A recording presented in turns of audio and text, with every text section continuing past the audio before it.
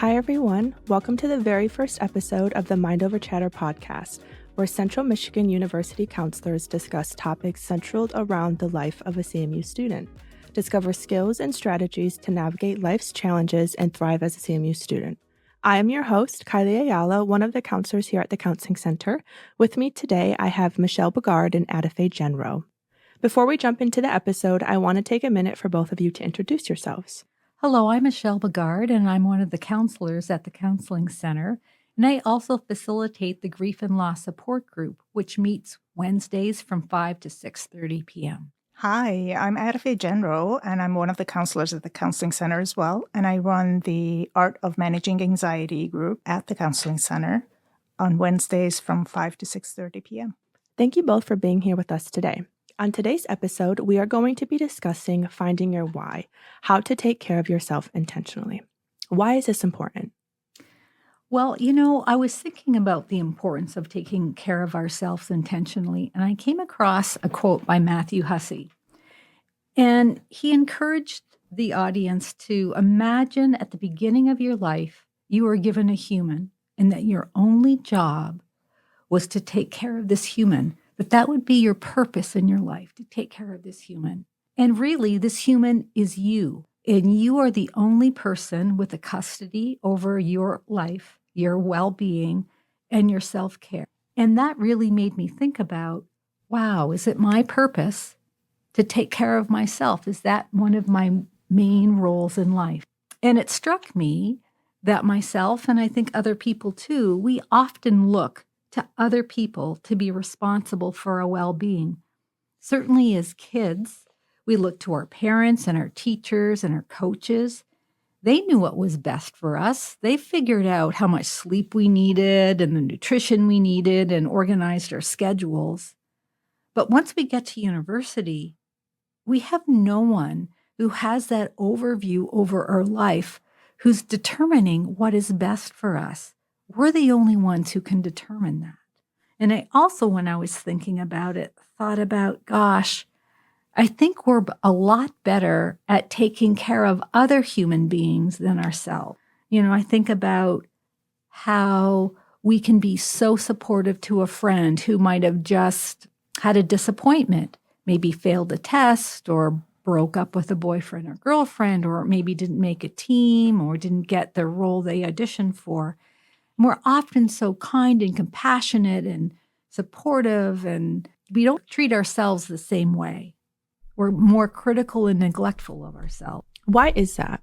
We usually are told, I think, that taking care of others is important, and focusing on ourselves generally is looked upon as selfish. So I think that's something that's well established in our minds from the very beginning. Don't be so selfish, do this, do that, the other thing. So I think people can take that a really long way into thinking also that taking care of yourself to do positive things will also be selfish. So you don't want to focus on yourself, but look for the fastest, quickest, easiest way to get out of being tired or anything like that. So bearing this in mind, how do we take care of our humans, and what does that look like? Well, as human beings, we're always doing something. We're always making choices. And I think we're always making choices about how we are treating ourselves. And I think when most of us think about self-care, we think about, what do I do when I don't feel good, when I'm stressed, when I'm tired, when I'm disappointed. And it's our human nature to want to grab a fix, a quick fix. Mm-hmm. And that's where our binging on Netflix and treating ourselves to lots of ice cream can come in. And that can be fun and nurturing. And it gives us immediate relief.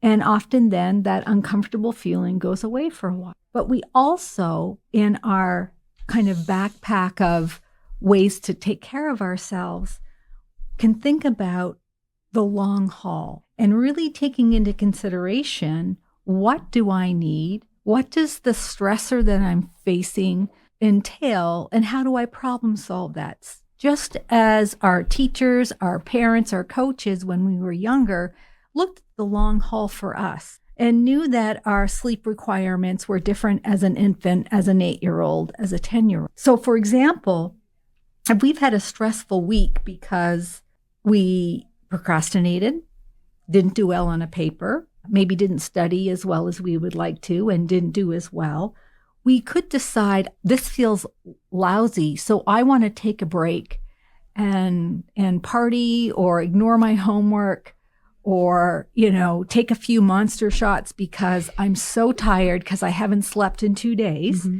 That would be a quick fix. So would you say a quick fix is a form of escapism, or can be? Can be. And maybe that can work once or twice, but over the long haul, you might be thinking about if you look at your purpose. So, for example, if I am a student studying speech and language pathology, and I am in that program because I have a sibling who had some special needs in school, and I understand the challenges that faced, and I want to make the world a better place for kids, I may decide that goal to be a speech and language pathologist, because that is so important, I'm willing to do the long haul kind of hard stuff because that matters to me. And when we have something that matters to us, then it's much easier to do things that are not that pleasant, like maybe writing that paper a week ahead of time instead of last minute, or deciding I really need to be more alert in classes and I need better sleep. So rather than stay up all night and take monster shots, maybe I got to look at my sleep schedule. So those are kind of the long haul maintenance kinds of self-care that are important. And that's how you take care of your human. So it's almost instead of, or maybe people now, they tend to seek that instant gratification because it feels good in the moment and they don't have to think about maybe lack of sleep or an exam that they failed or a recent breakup. And so like tying that back into like that escapism quick fix, the being more intentional, the long haul, more so reflects or relates to our future and what's important for us and our values. Yeah, and it's more sustainable. Yeah, I mean, the trouble with short-term quick fixes isn't that they're ineffective. They are effective. That's why they're so seductive, right? Like we do them because it feels good. Yeah. That's important for humans. That's important for all organisms. That's important. It's got to feel good. Yep. But I think keeping an eye on the why, right? Like, what is your value? What is your goal? Is this taking you where you need to go? Is this sustainable, what you're trying to do? Over the long haul, like Michelle was saying earlier, is this going to work? And I think for every human, that answer is different, right? In general, most people will say, yeah, no, that's not going to work all the time, right? So I have to do something else. The other thing that I wanted to mention and be sure to mention is that there is nothing wrong with having small, tiny little rewards or feel-good bursts that we take. That's important, right? But not to think of it as a regular go-to method that we do that, right? And also make sure that we pay attention that most of our self-care routines are going to support our goal and going to have an eye toward our values versus the immediate gratification. There's got to be a balance between those things. And I think it's a great point that you mentioned that it's okay to, indulge sometimes. I mean, because we all do it. We all love to do it. I'll be the first to admit, I love to do it. I love to couch rot. I love to binge watch TV. But it's like you mentioned, finding that balance. So how do I know, or how do the listeners know if they're overindulging or underindulging? Well, for everyone, that's different. For some people, overindulging is, not going to sleep overnight and being really tired the next day and not being able to focus on things. And for people, might be underindulging, might be to recognize that they've just not felt right for a long time and they're feeling exhausted. So they haven't really indulged in anything that felt good. They can't remember the last time they had fun. So for all of us, for each person, that's a different answer. And I think the importance that I think all of us trying to stress today is to make sure that you are aware of yourself, what works for you, what is right for you as a person. And I think another litmus test might be, is what I'm doing helping me get towards my goals and what I want to achieve? So for some people, a binge watch of Netflix once a week doesn't interfere with anything. It's fun. They do it with their friends. It's not taking away out of some of the maintenance kind of self-care that's important for them to be a successful student. I think when it can be overindulging is when you are not making progress towards what is meaningful to you. Take a step back and think, do I need to change things up so that I can be progressing towards where I want to go?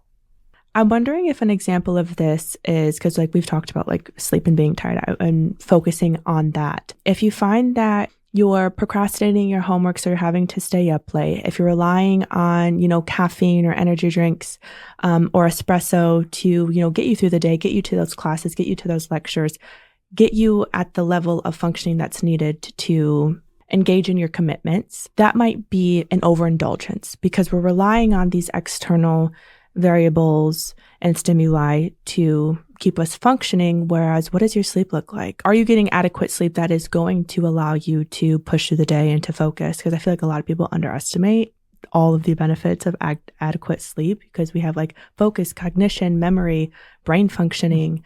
Or are you having to compromise your sleep to do all of these other things? Yes, and that would be a great thing for a student to really reflect on. Is how I'm managing my sleep and my energy sustainable, workable, and is it helping me be the student I want to be?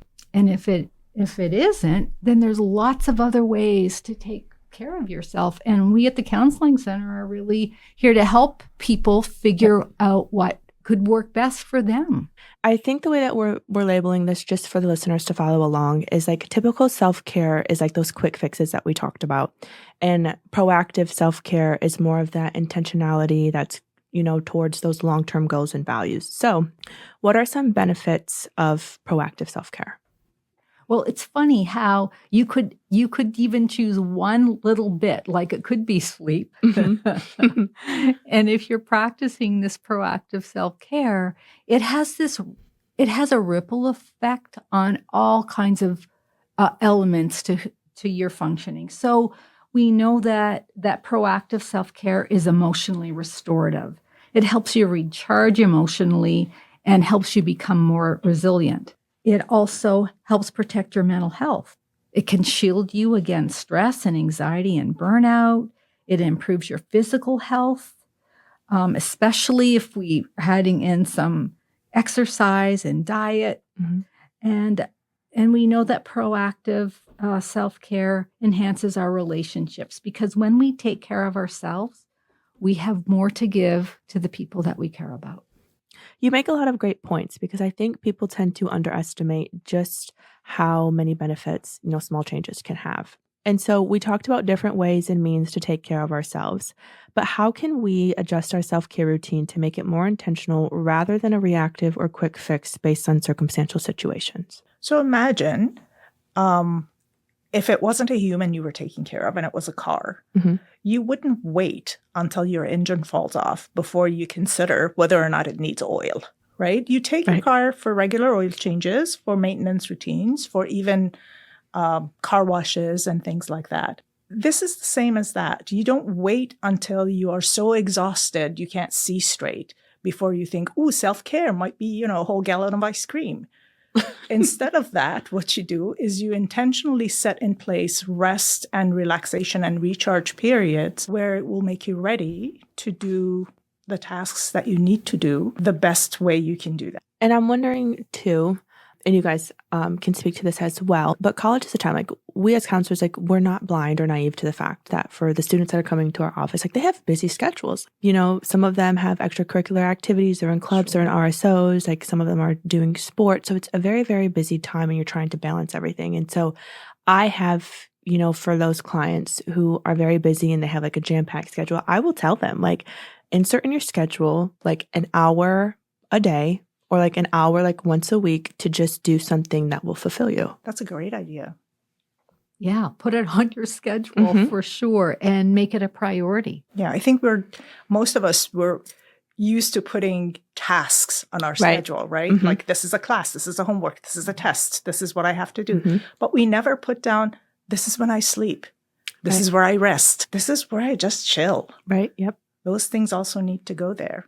It reminds me of like a pressure cooker. And if we're going to talk about maintenance and progress over perfection, with a pressure cooker, the way that it is designed to work is it occasionally lets out steam. And the mechanism of the pressure cooker knows when to let out that steam because it knows when there's too much pressure inside, so it releases that. And so relating that to self-care and how to be intentional, we want students to be at the point where they know, like, okay, I'm building up. Yes, pay attention. I'm building up. I need to release this. And by releasing that, you're engaging in these proactive self-care tendencies rather than waiting until, you're ready to let all of the steam out and you're kind of bubbling over. It's important to know your why. It's important to know the purpose behind what you're doing, because when we have purpose to what we're doing, it makes doing the hard things easier. So, for example, it is cold outside today. I would not want to go out for a run and run a mile in this cold weather. Mm-hmm. But if I knew a friend was stranded in their car and they were waiting for me to get their other key to them because they locked themselves out, I would, in a heartbeat, run in the cold weather and give them their key because I have a purpose. And when I have a purpose, I can do hard things.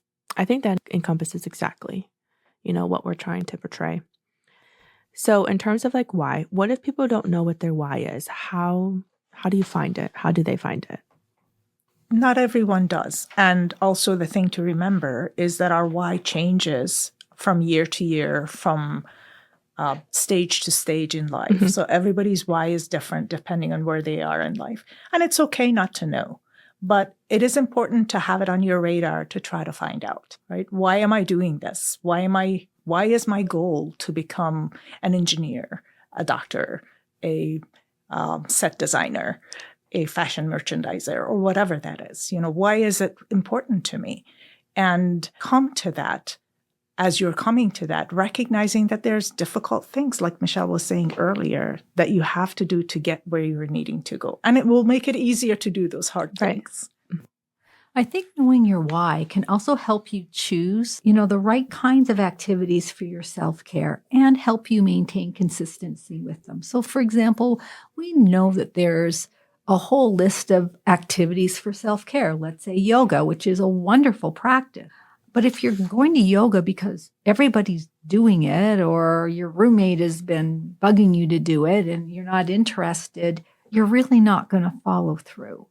If you think about, well, why do I want to engage in some kind of movement? How would that help my maybe stress reduction or relaxation? It might help you choose what you want to do, and you are going to be more able to follow through on whatever that plan is. I also think that sometimes we don't know what's best for us. Like, we haven't thought about it, right? So someone says yoga and your automatic response might be, I don't want to do it. But there's nothing wrong with trying things out. And if you try it and you don't like it, then that's okay.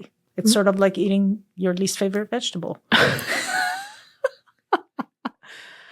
I think too, it's important to note, like we've talked about, like balance and progress over perfection, and also like trial and error. Like you might think that something is going to work for you and then figure out that it's not. And so you might not know exactly what that is, but you know what it's not. And so I think that's a good starting point for people to have.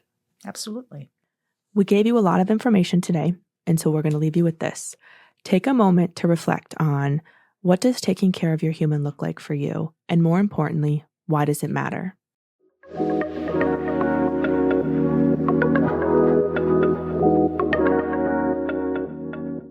That's a wrap on the Mind Over Chatter podcast. To our listeners, we are glad you joined us. To our guest, thank you for your time and expertise. Stay up to date on all things Counseling Center related. Follow us on Instagram at CMU Counseling. Check out the Counseling Center website, council.cmich.edu. For counseling services, CMU students can call 989-774-3381 or request an appointment on our website. For other Mind Over Chatter podcast episodes, visit the Mind Over Chatter podcast tab on the Counseling Center website. Thank you again for joining us, and we'll see you next time.